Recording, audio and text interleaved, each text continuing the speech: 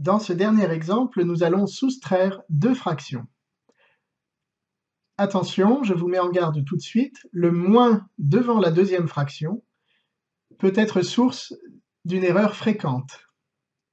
Je vous la signalerai quand elle apparaîtra. Tout d'abord, choisissons notre dénominateur commun. Comme précédemment, nous n'avons pas le choix en fait. Le dénominateur commun, c'est le produit des deux dénominateurs, 2x plus 5 fois x moins 2. Pour la première fraction, je multiplie donc en haut et en bas par x moins 2. J'obtiens 3 fois x moins 2.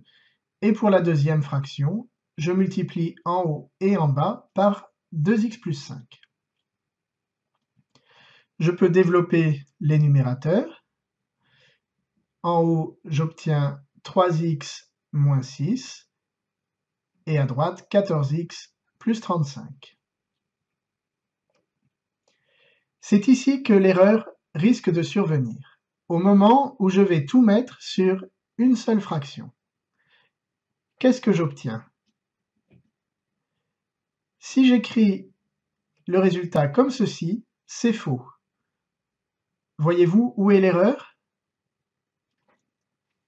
L'erreur, c'est d'avoir oublié les parenthèses autour de 14x plus 35.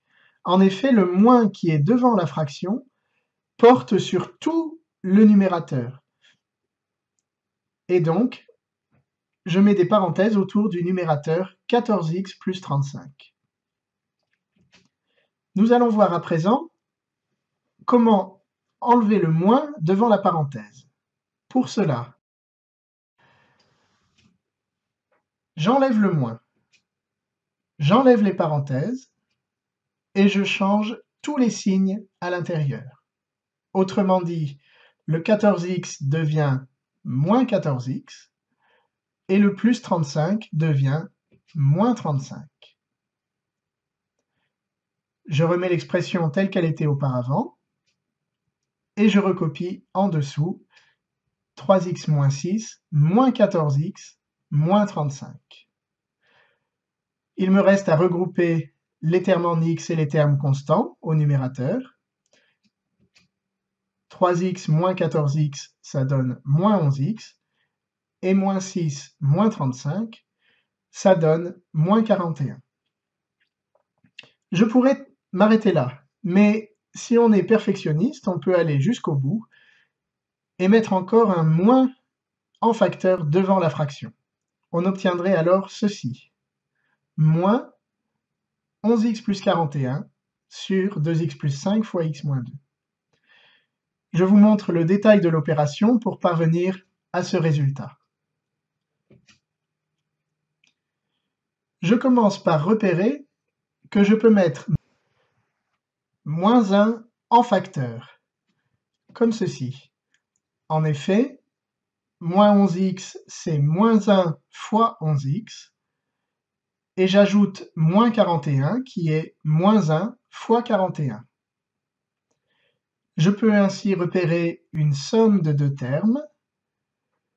Chacun de ces deux termes se présente sous la forme d'un produit, et dans ces deux produits, je reconnais un facteur commun qui est moins 1.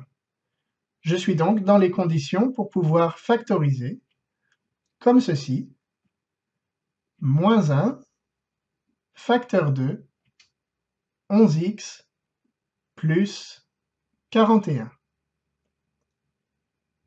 Le moins 1 qui est en facteur au numérateur, je peux le mettre en facteur devant la fraction,